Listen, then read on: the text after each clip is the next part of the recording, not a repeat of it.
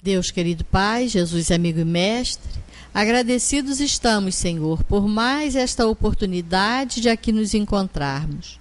Que essa reunião transcorra em clima de muito aprendizado para todos nós e que a nossa irmã, que fará uso da palavra, receba a inspiração desses amigos espirituais que por certo aqui se encontram. Obrigada, Senhor. Graças a Deus e que assim seja. E com vocês, Celi Machado. Vamos lá.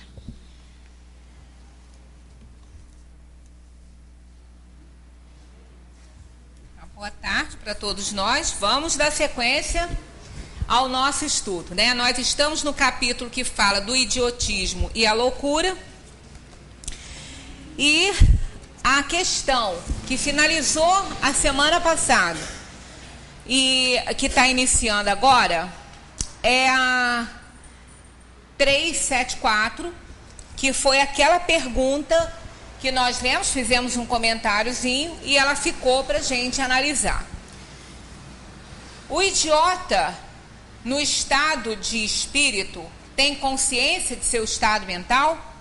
Sempre lembrando que essa questão do idiota, né, quando se fala isso, não é uma pessoa que tem o órgão mental normal, né, que tem a mente, a casa mental boa e faz asneira, não.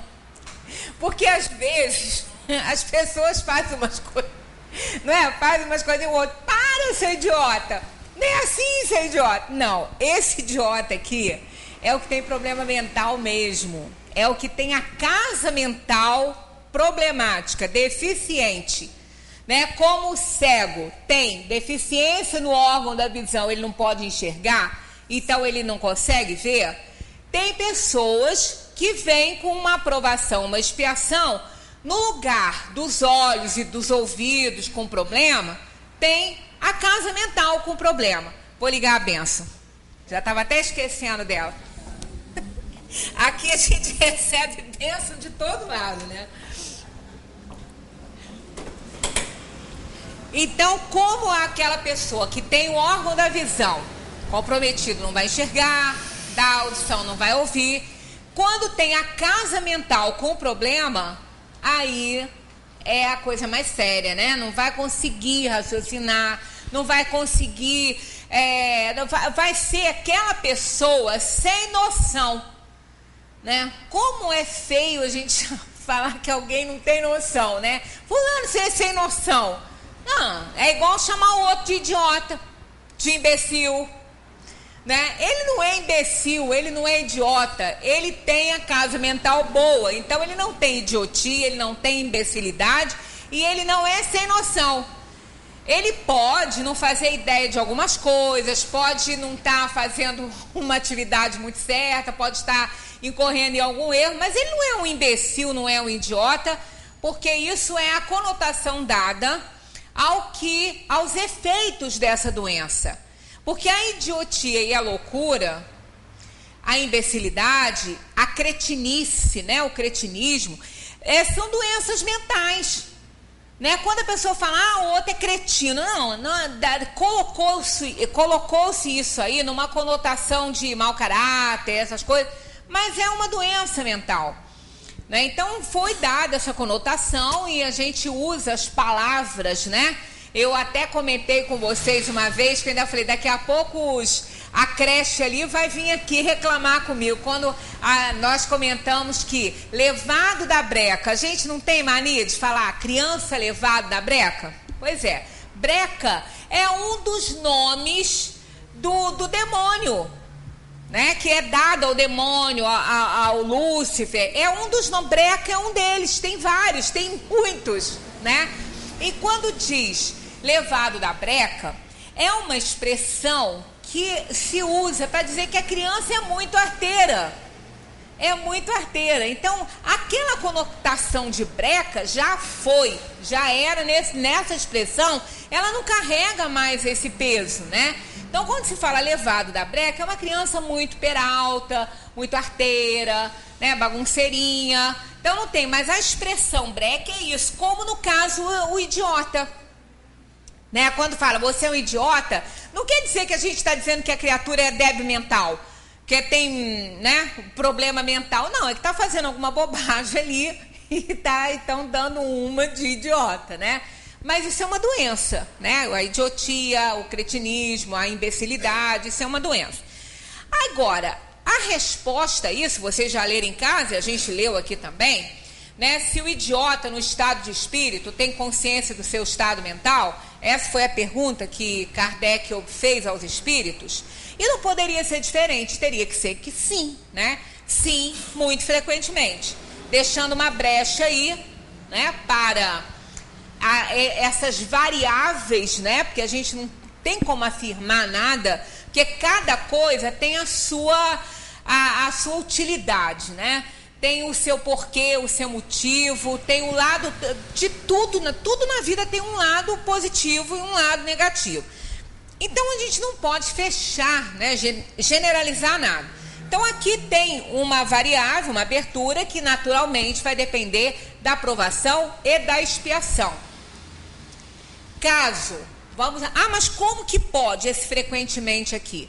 Isso aqui eu vou falar numa opinião minha, aqui não é nem que eu estou lendo aqui sobre isso, mas eu imagino que esse frequentemente, quer dizer, então na maioria das vezes, aquela porcentagem mínima dos que não têm noção do que passam, né, do que não tem consciência da sua idiotia, da sua imbecilidade, da sua loucura, porque não existe muita razão de ser para o espírito, né?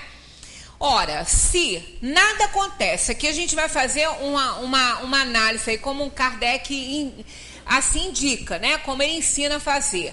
Tudo colocar à luz da razão. Se nada acontece no reino hominal, por acaso, existe uma razão para tudo, principalmente no que diz respeito a esse tipo de patologia, não é que essa patologia, ela não é adquirida agora, na atual encarnação. Ela não é adquirida agora.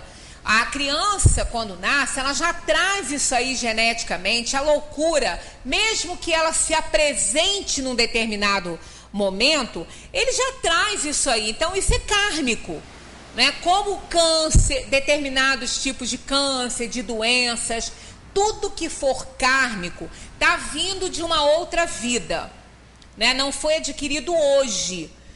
Aí, esse tipo de doença, a gente não tem como evitar na atual encarnação, porque a gente já está trazendo. Então, isso a gente teria como evitar na outra ou nas outras que precederam a essa, para a gente não ter que resgatar tão seriamente na vida atual um erro aí do passado. Então, a doença kármica, ela é a consequência de um erro de uma vida pregresse, né? Erramos numa determinada vida, lesionamos pessoas e a gente mesmo, depois a gente vem para resgatar isso. Isso chama-se de doença kármica. Então é aquela que a gente não tem como evitar mais. Tinha como evitar antes, se não errasse. Mas depois que a Inês é morta, só resta enterrar, né? Então a gente tem que, no caso, resgatar.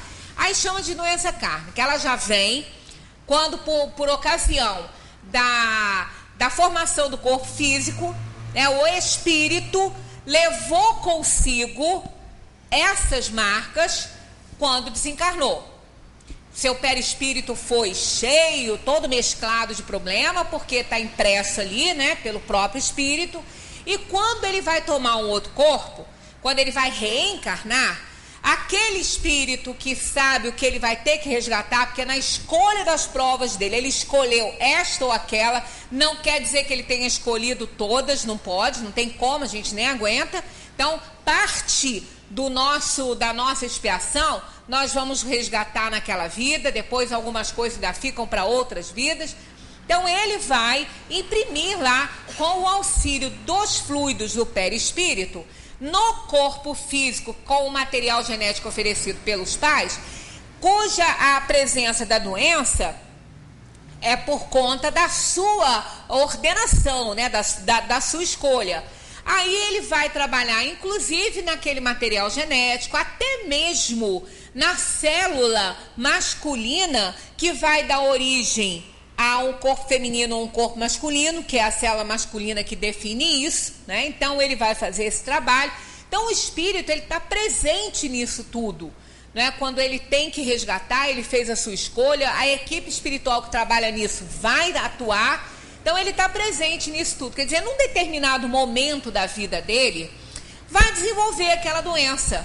Normalmente, as doenças mentais, com exceção da esquizofrenia, às vezes de uma variável aí da loucura, pode apresentar-se um pouco depois, mas a maioria já vem. Já começa ali o início ali da encarnação já com ela presente. A síndrome de Down, por exemplo, né, que logo que nasce é detectado, aliás, agora na barriga, né? Todas essas doenças são detectadas na barriga, com os exames que se fazem. Então, algumas, o corpinho já apresenta o problema ao nascer, e outras, né, dependendo da necessidade kármica da alma, ela vai se apresentar um pouco mais para frente. A esquizofrenia costuma se apresentar na adolescência, né, antes da idade adulta, normalmente por volta aí dos 17, dos 12 aos 17, 18, ela começa a se apresentar, né, e outras se apresentam mais cedo.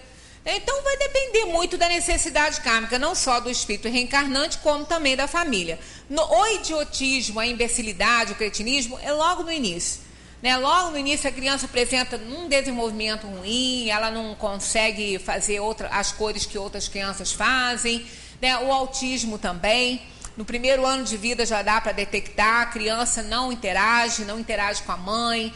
A criança que tem autismo, ela dificilmente encara, ela não olha nos olhos das pessoas, ela cria um mundo para ela. Então, tudo isso é uma provação e uma expiação. Bom, o que é provação e expiação? É aquilo que vem para nos ensinar, para nos fazer aprender e para nos curvarmos diante da lei divina e diante da nossa impotencialidade, que nós somos impotentes para isso. A gente não pode, né, decidir aquilo que a gente não pode controlar. Então, qual seria, a pergunta é essa, qual seria a utilidade de uma patologia dessas se a alma não participasse disso? Se é para a lição para ela, se é para um aprendizado dela, como vai aprender se não participa? Como que um aluno vai aprender uma lição se ele não vai à aula? Se ele não está presente na aula? Não vai ter nenhuma utilidade para ele aquilo ali. Então, todas essas doenças mentais, que a gente imagina que a pessoa não tem noção realmente, porque ela não tem um raciocínio lógico, ela não consegue pensar direito. Então, qual seria a utilidade disso se o espírito não soubesse disso, não sofresse com isso? Qual seria? Nenhuma, não teria nenhuma utilidade para ele. Nenhuma. Então, Deus, a gente fica imaginando, Deus não faz nada que não seja útil, né? Nada. Então, se ele permite uma encarnação assim, e às vezes até impõe, né? Dependendo do momento do espírito, se ele não consegue escolher ainda, se ele ainda não sabe fazer isso, é imposto a ele, né, um sofrimento desse. Então, qual seria essa utilidade se o espírito não soubesse disso? Não sofresse com isso? Nenhuma. Ele ia ter uma encarnação perdida. Então, esse frequentemente aqui, o que não está dentro dessa margem aí de conhecimento da doença, aquela porcentagem menor, né? Se é frequentemente, tem uma variante aí que pode ser que em alguns casos ele não tenha esse conhecimento. Qual seria então a utilidade? É aí que eu digo, pelo meu raciocínio, eu não li isso aqui, mas pelo meu raciocínio seria assim, seria uma encarnação de provação exclusivamente para os pais. Entendeu? Seria uma encarnação de sofrimento exclusivo para a família, para os pais. O espírito não merecendo isso, ele estaria isento desse sofrimento, mas são aqueles... mas então para que ele vem? Os pais têm que resgatar e nós, todos nós, os espíritos têm que evoluir. Então é como se fosse uma tarefa para ele cumprir, para contar na sua evolução. É um sacrifício que ele faz, como muitos pais na terra são tão virtuosos, tão moralizados, tão bons e têm filhos tão desregrados, que causam tantas dores e sofrimentos para eles. Então, qual seria? Por que isso? Porque esses pais virtuosos e amorosos se oferecem para auxiliar aqueles espíritos que estão necessitando.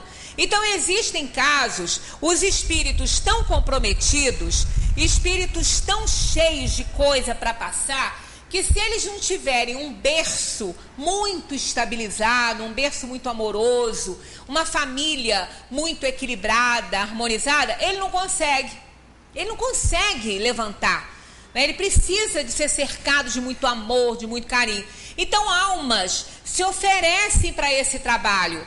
São anjos da guarda encarnados. Então vem aqueles pais amorosos, com aquele equilíbrio, com aquele amor incondicional, que é um amor de verdade, para auxiliar essas almas tão problemáticas e que às vezes estão até no círculo de afeição de outras encarnações desses espíritos, né?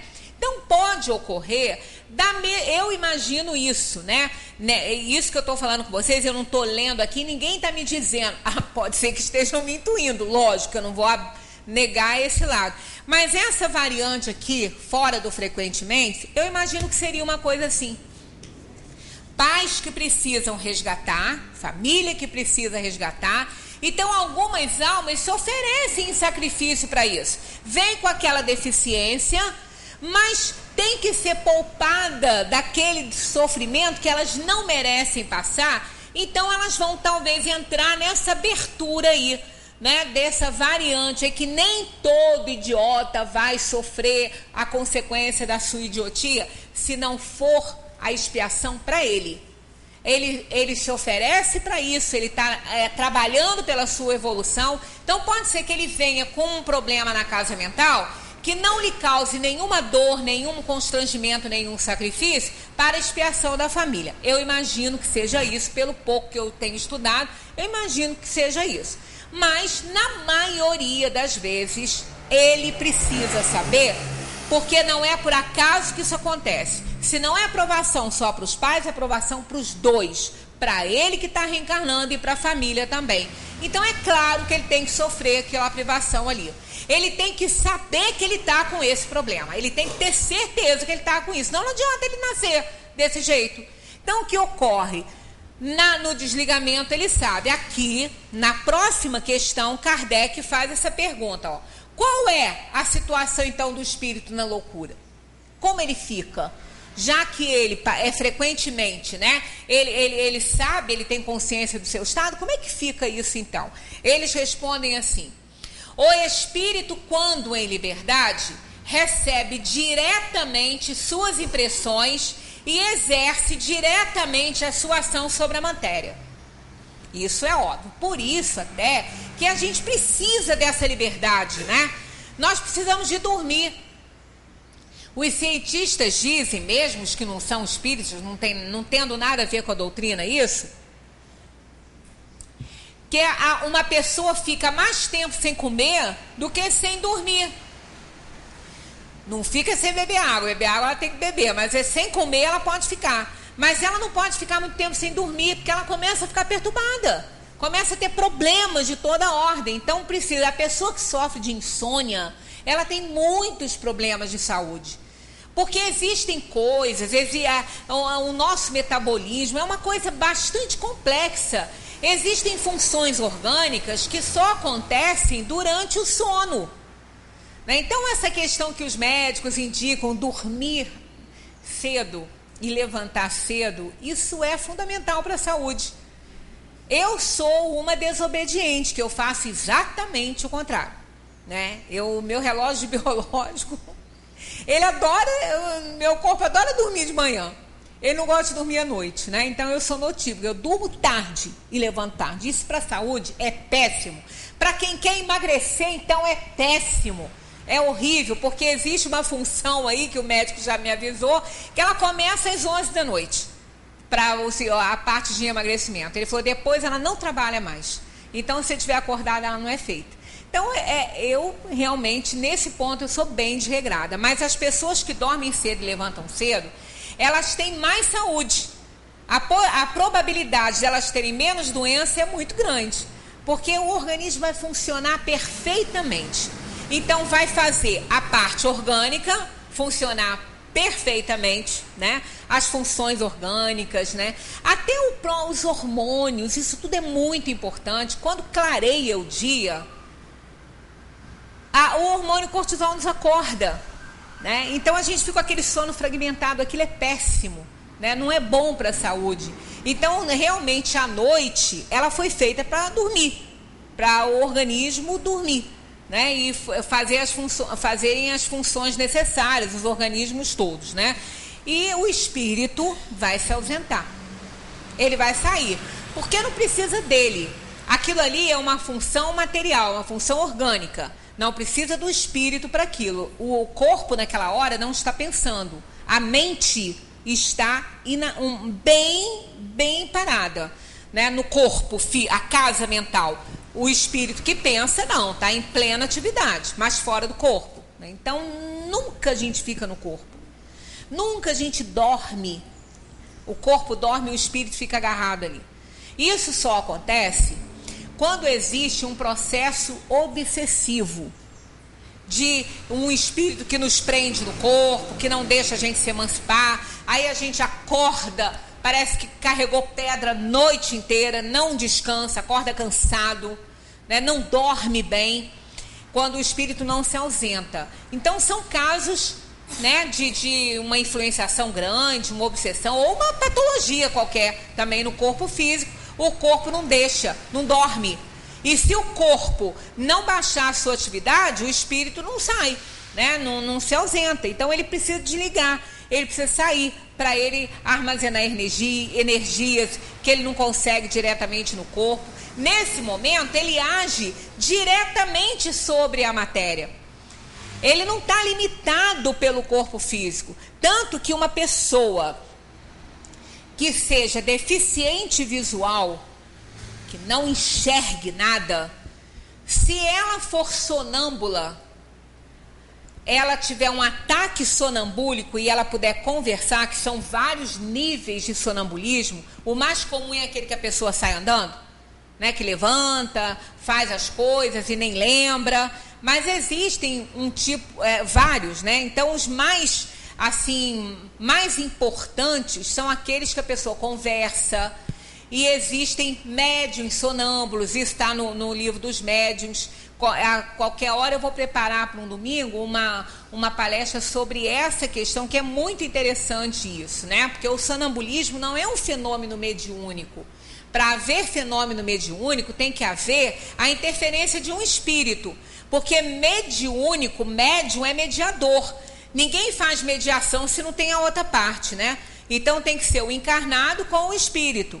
Aí existem sonâmbulos que são médiums também. E quando tem um espírito atuando naquele fenômeno sonambúlico, ali está caracterizado um processo mediúnico também. Mas existem casos em que é só sonambulismo e o sonâmbulo conversa. Naquele momento, esse sonâmbulo vai enxergar. Ele vai ver. Porque ele não está vendo com os olhos do corpo. Ele está usando um corpo, mas ele não está enxergando com os olhos do corpo. Tanto que no livro dos médiuns tem ali exemplos de pessoas que têm esse grau mais adiantado de sonambulismo, que são capazes, inclusive, de diagnosticar doenças, como faz uma ressonância magnética, uma tomografia, um raio-x, que vê por dentro. Né, que dá um diagnóstico melhor. Então, o sonâmbulo, ele é capaz de ver por dentro do corpo de alguém. Isso mostra que não é com os olhos do corpo que ele está vendo. Então, o espírito, ele não precisa da organização física quando ele está fora do corpo. E o sonâmbulo é assim. Ele se utiliza do próprio corpo como um espírito se utiliza de um outro corpo que não é dele, que é um médium. Então, ele levanta o corpo, ele usa o corpo dele, mas não com a consciência daquela personalidade ali encarnada. Então, ele usa o corpo como uma individualidade à parte. O processo sonambúlico acontece dessa forma. Então, nessa hora, ele enxerga, porque ele não está vendo com os olhos do corpo, ele ouve, ele não está ouvindo com os olhos, com os órgãos da audição, com os ouvidos.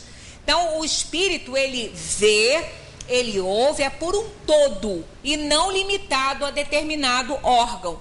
Então, quando o idiota, o louco, seja o que for a doença mental dele, quando ele está fora do corpo, ele tem plena consciência de tudo.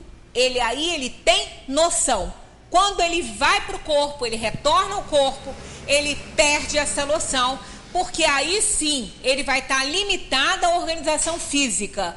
Então, se ele tem um problema de visão, ele não consegue ver, não vai ver.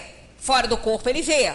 Se ele está ouvindo fora do corpo, porque ele ouve por um todo, quando ele está em vigília, que ele está no estado, né, de vigília com o corpo acordado, ele não vai mais ouvir, ele não vai enxergar, ele não vai ouvir.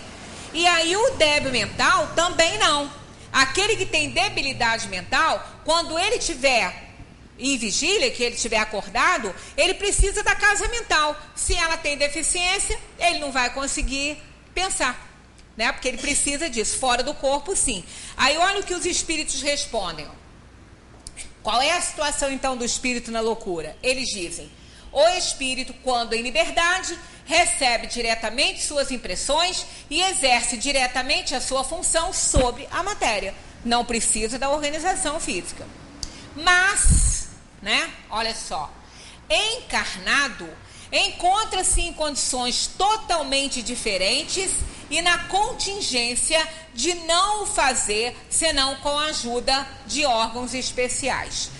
Mas o espírito, quando está no corpo, quando ele sai à noite, ele não está encarnado? Tá, claro que ele está. Ele está ligado fluidicamente ao seu corpo. Mas o corpo está dormindo e ele se emancipa. Então, o estado desse espírito, nesse momento, é semelhante ao de um espírito desencarnado.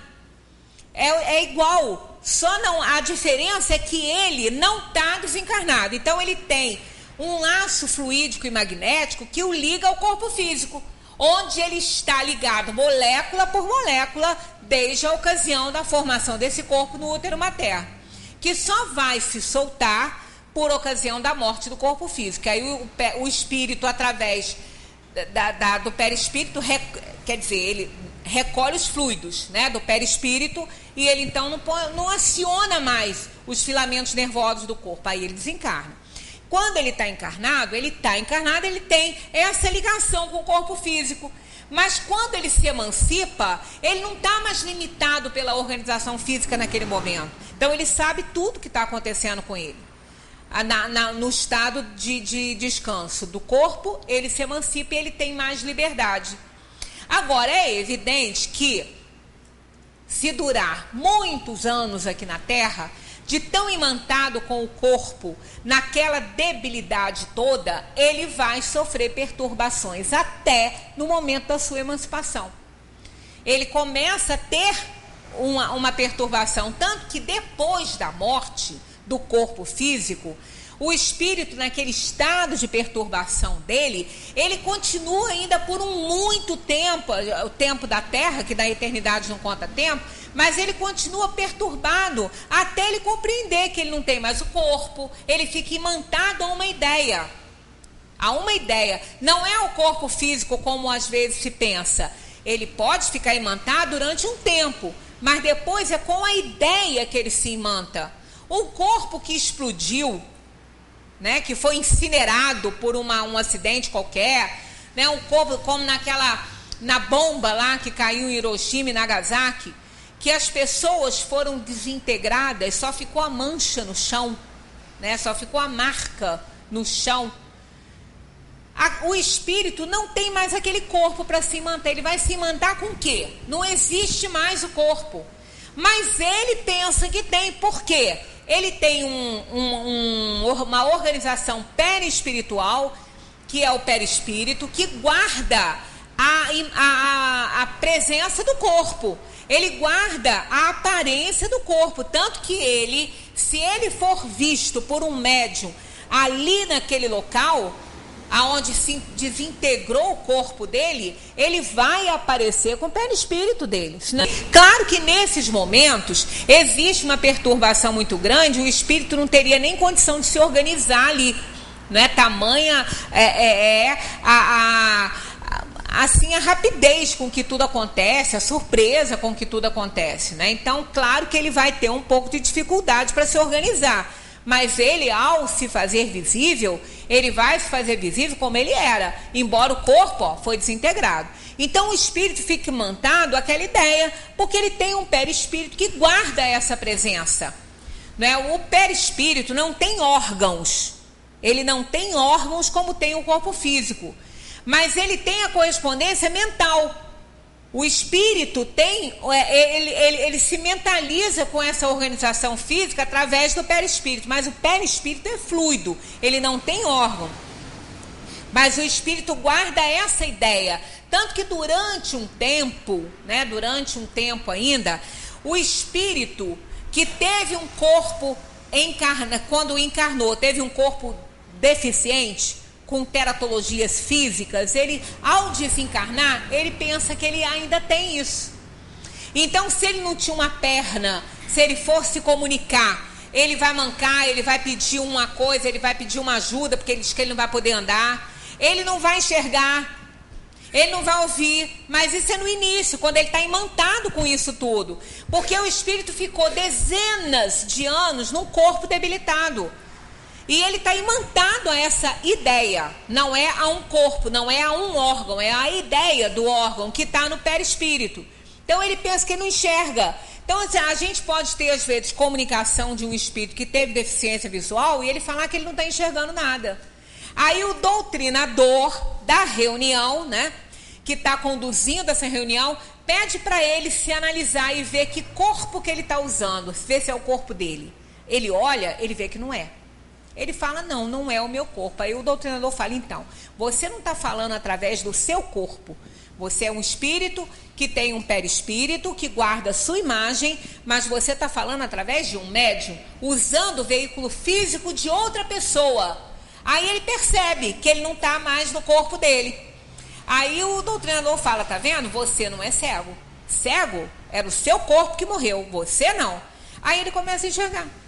Ele começa a se desimantar daquela ideia, né? Ele começa a ouvir, ele começa a enxergar, porque não é o espírito que tem problema, é o corpo que carrega essas teratologias, né? Então não é o espírito. Quando o espírito se emancipa, se ele tiver a oportunidade de ter essa consciência pela sua provação e expiação, ele vai ter e vai saber que ao se ligar ao corpo, novamente, ele vai estar limitado àquelas imposições da matéria.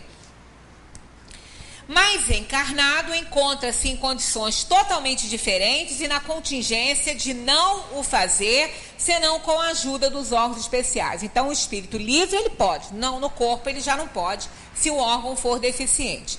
Que uma parte ou conjunto desses órgãos sejam alterados e a sua ação ou suas impressões, no que respeita a esses órgãos, ficam interrompidos. Né? Então, ele enxerga fora da matéria. Quando ele entra, que ele se acopla com ela direitinho, ele não consegue mais ver, porque vai interromper essa parte que o corpo físico não oferece condições. Se ele perde os olhos, fica cego. Se os ouvidos, fica surdo. Imagina agora se o órgão que preside aos efeitos da inteligência e da vontade for parcial ou inteiramente atacado ou modificado. Fácil te será compreender que o espírito, só tendo então a seu serviço órgãos incompletos ou alterados, deve entrar numa perturbação de que, por si mesmo e no seu foro íntimo, tem perfeita consciência, mas cujo curso não pode deter. Tá vendo? Olha que provação e que expiação. Né? Às vezes, quando a gente vê alguém assim com muitos problemas, um doente acamado, né? Muito tempo na cama, aí e consciente, plenamente lúcido.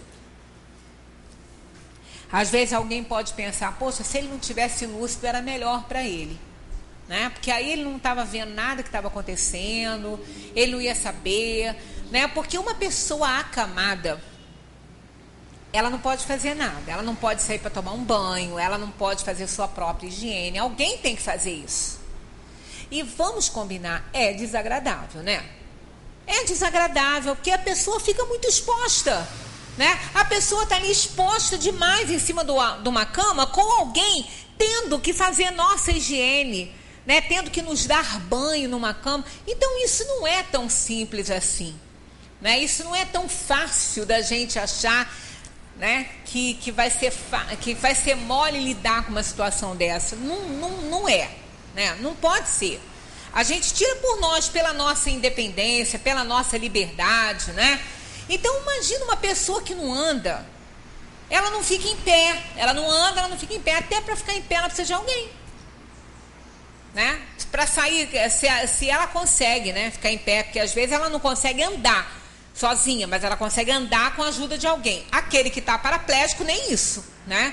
Então é uma pessoa que depende de outra para tudo, né? Ela depende para ela deitar, ela depende de outra pessoa para levantar, ela depende para fazer a higiene dela. Isso deve ser um problema muito grande para a gente, né? Eu imagino que seja.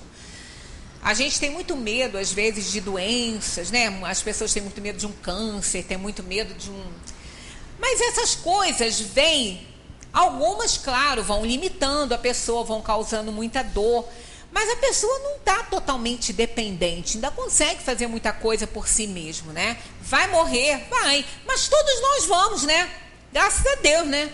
Graças a Deus que todos nós vamos passar dessa para melhor, né? A gente sempre espera que seja para melhor, porque esse mundo de provação e expiação é um mundo bastante atrasado. A dor e o sofrimento, a maldade imperam aqui. Então não adianta uma pessoa aqui viver mais de 100 anos nesse mundo. Ela não tem preparo moral e espiritual para isso. Não adianta, ela vai viver. Tanto que às vezes a gente aprende até um certo momento e depois os aprendizados começam a chegar de formas assim mais desordenadas e vão chegando na marra, né? Vão chegando na marra, vão chegando com as limitações que a gente vai tendo que se curvar a elas, né? Tem lições que a gente não aprende. Vai aprendendo na marra, vai aprendendo ali, né? No aguilhão mesmo. E, infelizmente, é assim, nos planos de provação e expiação. Então, o que adianta uma pessoa extremamente orgulhosa, vaidosa, ambiciosa, né? Viver 200 anos. Vai viver 200 anos assim? Vai perder tempo. Então, em planos de provação e expiação como esse nosso, essa média de vida tá bom até demais. Tá bom até demais. Porque não adianta viver muito, tem que viver bem. Tem que viver melhorando, tem que viver aproveitando. Não adianta viver uma vida aí com 100 anos de idade e não ter melhorado muito, né? Às vezes um outro vive 10 anos e fez uma evolução de alguém que viveu 100 e não fez. Então o que importa é a qualidade da vida e não o tempo que nos é oferecido, né? É por isso que a gente não pode perder tempo nenhum, porque a gente não sabe quanto tempo tem. Quer dizer, saber, a gente sabe, né? Porque o espírito, ao reencarnar, ele sabe mais ou menos quanto tempo ele tem para viver. Ele escolhe isso. Ele não sabe data certa, dia certo, mas período ele sabe, não é? Uma pessoa que vem para viver, por exemplo, 60 anos, né? 6 décadas na Terra, completou 6 décadas, vai chegar o momento dele ali. Ele nasceu na escolha das provas dele, deu 60 anos que ele quer viver, né? Ele precisa disso. Então, quando ele completar 60, vai acontecer alguma coisa em algum momento que vai levar ele, né? Chegado esse momento, ele não pode se esquivar, tem que ir. Mas esse momento, a gente não sabe, nem ele mesmo. Ele não sabe, ele sabe o período, né? Ele tem noção do período, tanto que muitas vezes as pessoas têm noção disso, né? Às vezes, num determinado momento da vida, a pessoa começa a mudar muito seu comportamento, começa a pensar diferente. Aí o outro fala, Ivan, o que é? Tá pensando que você vai morrer? É? A gente não brinca assim? Pois é. Isso aí pode ser o próprio anjo da guarda dele dizendo, ó, seu período está acabando.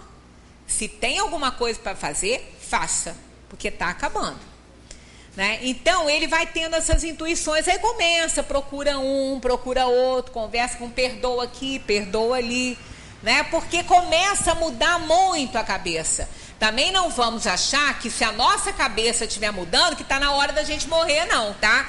Porque cabeça mudando é evolução. Também pode ser esse lado, a gente está aprendendo. Então, a cabeça muda, o modo de pensar muda, os valores mudam. Isso não significa morte, não. Tá? Mas quando há uma intuição de morte, isso pode estar presente. Mas nem sempre quando isso se apresenta, significa que está na hora de morrer, não. Né? Senão a gente vai ficar assustado aí, né? Nem vai querer mudar, né? Claro que não. Nós estamos aqui para mudar. Mudar e muito, né? Que aquele que fica a vida inteira com essa frase assim, meu natural é esse. Pelo amor de Deus. Ninguém merece ficar ouvindo isso, né? Meu natural é esse. Então vai viver sozinho, amigo. Vai pro alto do morro, fica lá. Porque os bichos não vão reclamar, vão bater asa. Não vão querer ficar nem perto, né? Então não é para isso que a gente está aqui, para ficar com o nosso natural. O nosso natural tem que ser modificado. Nós temos que crescer, aprender, né? Então a vida vai nos ensinando muita coisa. Então não adianta a gente ficar aí muito tempo agarrado na matéria. Então, no caso, a gente tem muito medo das doenças. Toda doença não é agradável, ninguém quer ficar doente, né? Ninguém quer ficar doente.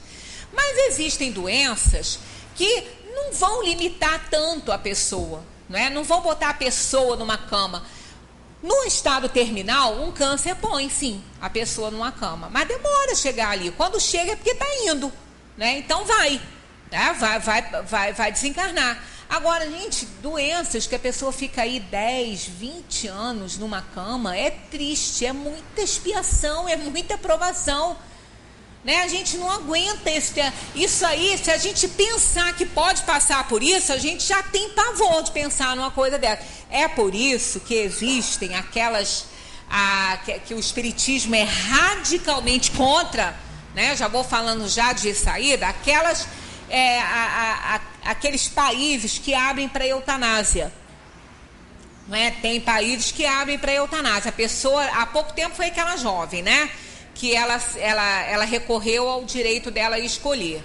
E no Brasil nós não temos isso, graças a Deus, né? Mas não adianta nada, porque se a pessoa quiser, ela faz, né? Ela vai para o suicídio, né? Ela faz.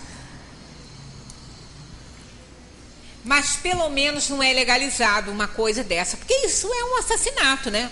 Não deixa, para quem faz e para quem escolhe, é um suicídio. Mas existem empresas aqui, eu não sei se é na Suécia, tem um país aí europeu que aceita, que tem inclusive um hospital para isso, né? E já tem gente fazendo plano de morte. A gente não faz plano de saúde? Plano funeral? Mas é depois que morreu, né? Plano funeral é depois que morreu. Depois que morreu. Então tem o plano funeral para depois que morre, tem o plano de saúde para enquanto está vivo, agora tem o plano de morte, né? O plano de morte é esse. Se a pessoa tiver com uma doença que vai incapacitá-la, que vai colocá-la na cama, dependente totalmente de alguém, ela então tem esse direito. Aí muita gente já está fazendo isso, né? Já está fazendo esse plano.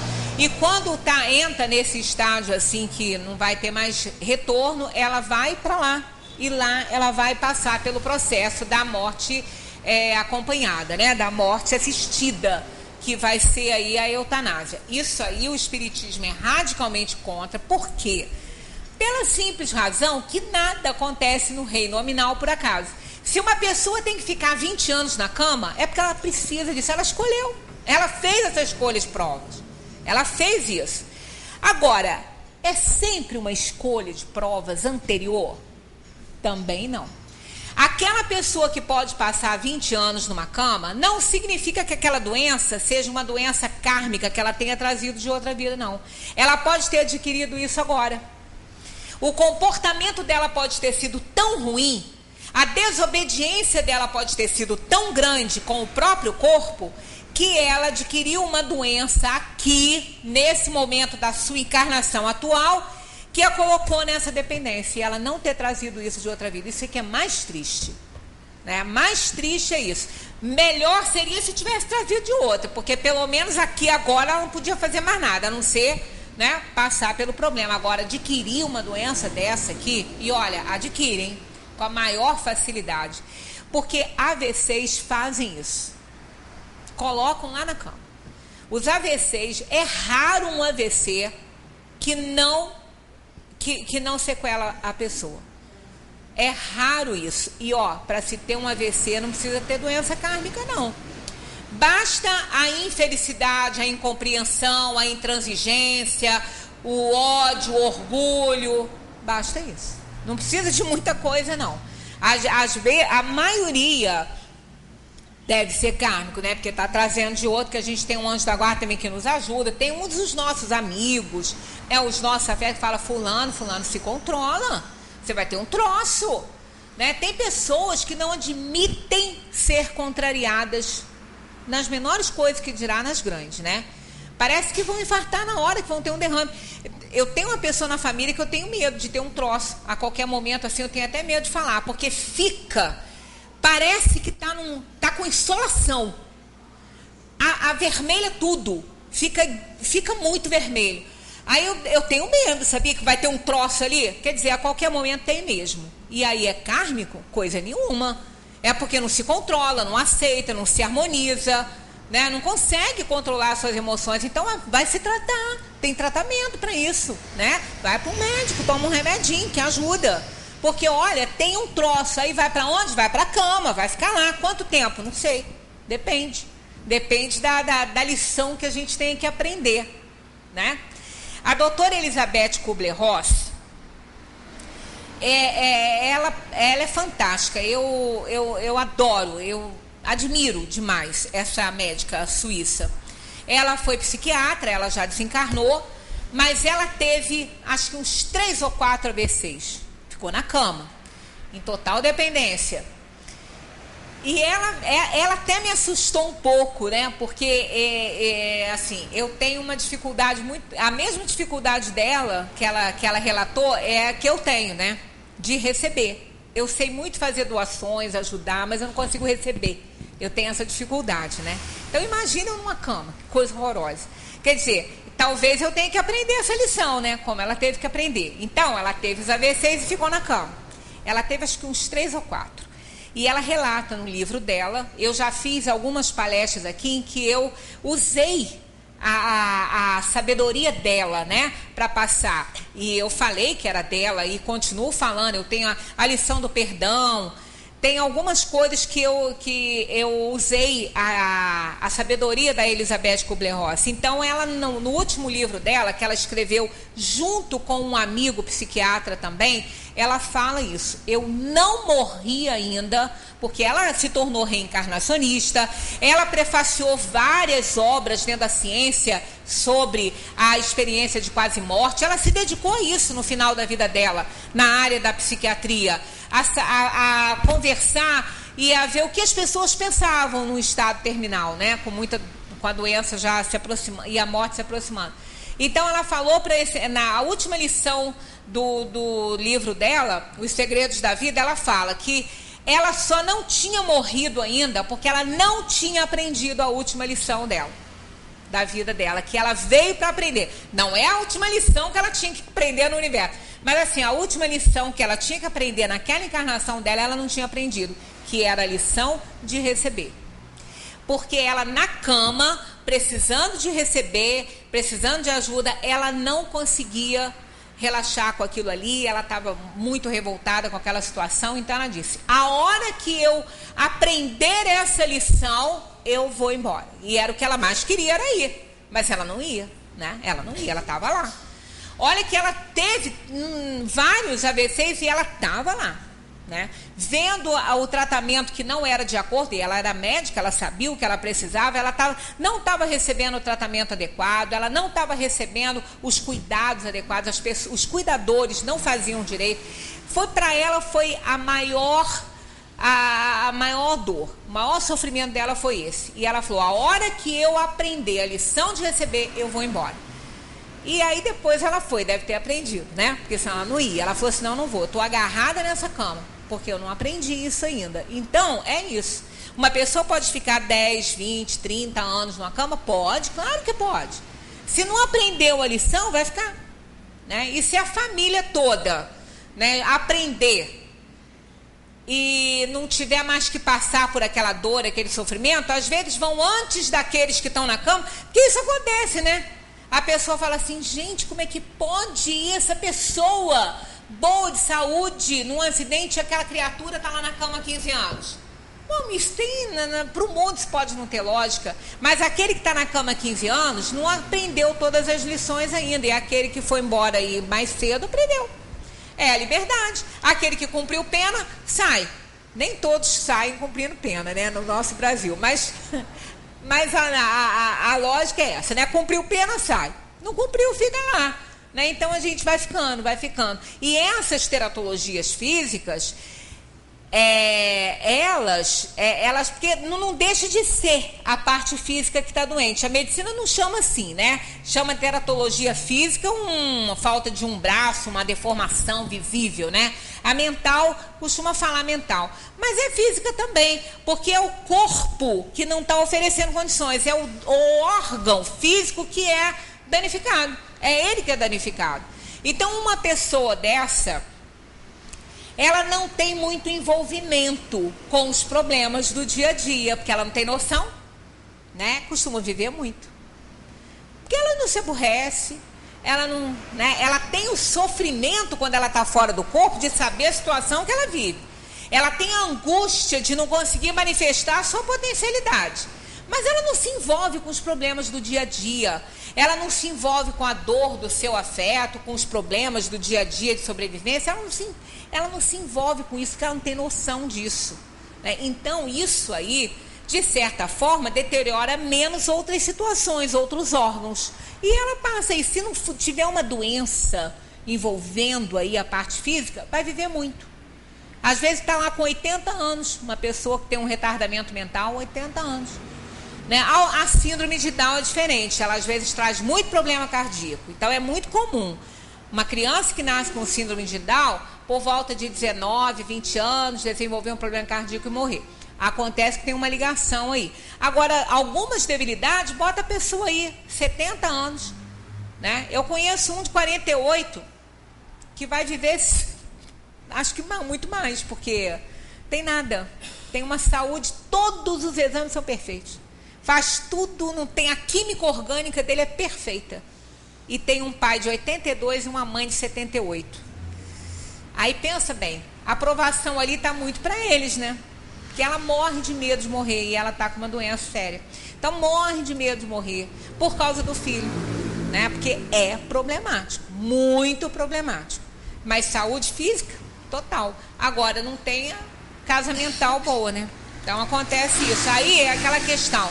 Provação para quem? Para os dois. Porque aquele ali, pode ser que, a gente não sabe, né? Pode ser que ele seja um desses que não tenha que passar por isso, que a aprovação seja para a família, e ele não tenha nem ao emancipar-se, passe por determinadas situações.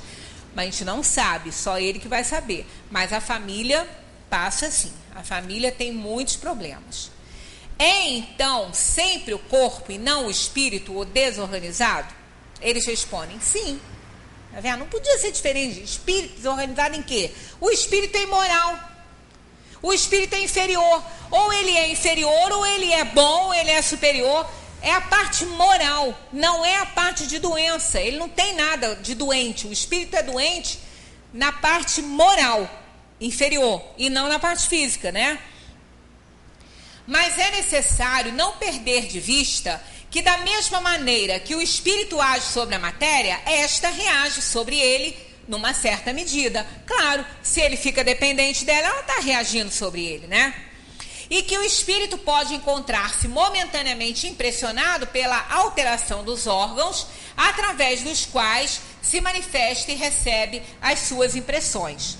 Então, são aquelas variáveis lá, ó, frequentemente, o que não está ali, está dentro dessa linha do espírito, às vezes, não participar tanto, porque ele não tem que resgatar nesse lado. O espírito sofre só aquilo que ele tem que passar. O que ele não tem que passar, ele não vai sofrer. A gente já falou sobre isso aqui com mortes trágicas. Às vezes a pessoa assiste a morte do outro e ela que vai ficar doida, ela que vai ficar... Porque imaginemos, a pessoa assistir uma morte trágica de alguém agonizando, deve ser uma coisa pavorosa isso. E não pode fazer nada, né? Não tem como ajudar a pessoa. Uma pessoa, por exemplo, que está sendo queimada, né? Que está num carro que explode, a pessoa está sendo queimada. O outro que está assistindo aqui não pode fazer nada, não tem como tirar, vendo a agonia daquele que está ali morrendo daquela maneira. Deve ser uma coisa que ele vai ficar perturbado pro resto da vida dele com aquela visão. Não é por acaso também que ele está ali vendo aquilo, né? Não é por acaso. Aqui na frente do centro aconteceu um acidente uma vez, tem muitos anos isso. Ele era até pai de um rapaz que era amigo do meu filho, do menino, né? Que naquela época era menino. Um caminhão passou em cima dele aqui, na frente do centro. Ele trabalhava no Banco do Brasil, esse rapaz. Ele estava abraçado com outro amigo dele assim, e estavam os dois, iam atravessar. Estavam olhando para o fluxo do carro, claro, né? Não vem carro de lá, ele estava olhando para lá. Só que tinha um caminhão que estava dando ré. Silencioso, não tinha aquele pi, que agora é obrigado, mas não tinha, né? E o pessoal que estava chegando para o centro não estava maldando isso, estava na hora da reunião. Não estava ninguém estava vendo, ninguém imaginou que aquele caminhão não fosse passar em cima daqueles dois, né? Ninguém imaginou isso. E o pessoal começou a entrar e o caminhão vindo. Aí o pessoal entrou, que já eram 3 horas, ficaram 2 pessoas só para entrar, só essas 2 viram o que aconteceu. O caminhão bateu neles, eles caíram e uma roda passou em cima da cabeça dele. Foi uma coisa pavorosa e ela viu. Ela ficou tão louca, tão transtornada. Lúcia, lembra? Foi Lúcia. Ela ficou tão desesperada, que ela passou tão mal. Quer dizer, muita gente estava entrando, só ela viu. Quer dizer, só ela que tinha que passar por aquela provação horrorosa de ver uma situação dessa. Então, aquele que foi a vítima no caso ali, a morte que ele escolheu foi uma morte trágica, mas dependendo da sua vida, da vida que ele levou, ele não se isentou da morte trágica, mas ele pode ter minimizado os efeitos daquela morte ali. Então pode ser que ele não tenha sentido nada, mas aquele que assiste uma coisa dessa, ele fica perturbado muito tempo, aquilo não sai da cabeça dele, vai ficar muito tempo sem dormir, pensando num horror desse, né? Mas às vezes aquele que está passando pelo problema não está sofrendo o que a gente imagina, porque vai depender da sua necessidade kármica. Os espíritos encarregados desse trabalho, o seu próprio anjo da guarda, retira ele antes. E o que acontece é na parte material só. Isso nós já tivemos provas através de psicografias, né? Filmes já mostraram, aquele no incêndio do Joelma com aquela moça, que a família ficou transtornada, que quando viu o corpo, imaginou como ela tinha sofrido, e ela depois numa psicografia ela conta que ela não viu nada disso, né? Que ela não sentiu, que a única coisa que ela sentiu foi que ela engasgou com a fumaça, ela começou a tossir, ficou um pouquinho sufocada e dormiu, desmaiou. Pronto, aí aconteceu todo o processo pavoroso, né? Mas ela não participou porque não tinha que passar. Né? Um outro caso também foi um jovem que foi passar um fim de semana numa praia e foram pescar. Eram 3. Aí 2 ficaram na pedra, um escorregou. E quando ele escorregou, ele bateu a cabeça na pedra e abriu a cabeça dele. E ele não tinha força para nadar. E os 2 amigos não podiam fazer nada, porque ali não tinha condição de pular, não podia cair ali, ia morrer junto. Então eles contam na história que eles viam o amigo subir e descer e pedindo socorro, ninguém podia fazer nada, que aquilo transtornou a vida deles, eles estavam assim transtornados, perderam até emprego, não estavam com condição nem de trabalhar, né?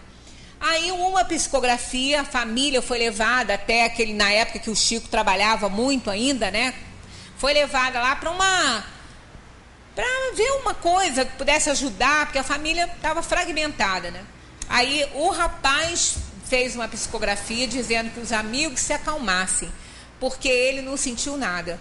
Que ele tentava dizer isso para os amigos depois, que ele não sofreu nada, e os amigos não ouviam, né? Porque não estavam abertos para isso. Que ele conta na psicografia que na hora que ele bateu a cabeça, ele desmaiou. Mas não foi isso que os amigos viram. Os amigos viram ele gritar muito e pedir socorro. Só que ele não lembra disso. Ele falou que não, que ele bateu a cabeça e ele só sentiu cair. Quando ele caiu na água, para ele, foi a hora que ele morreu. Mas não foi assim que os amigos contaram. Mas ele não sentiu. Ele falou que quando ele bateu a cabeça, ele desceu na água e ele sentiu só o gelo da água tomando conta do corpo dele, e ali ele apagou. Pronto. Foi levado para socorro espiritual, não viu mais nada, não sofreu o que os amigos pensam que ele tinha sofrido. Quer dizer...